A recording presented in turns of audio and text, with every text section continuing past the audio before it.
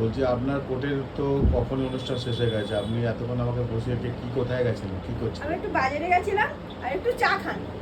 না, চা খাওয়ার সময় নেই, তাদের বেরিয়ে যাবো।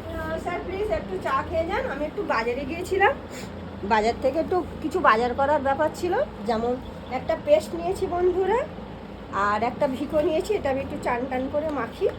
একটা ব্রাশ কিনেছি আমি, আর এই শ্যাম্পু কিনে নিয়েছি। একেবারে সব সময় তো পয়সা কড়ি থাকে না, কিনে নিয়েছি। কি করব, একটা সাদা তেলের প্যাকেট কিনেছি, একটু সার্ফের প্যাকেট কিনেছি একটা, আর একটা হচ্ছে গিয়ে ডার্মিকুল পাউডার কিনেছি। একটার সাথে একটা ফ্রি দিয়েছে, দেখুন, একটার সাথে একটা ফ্রি।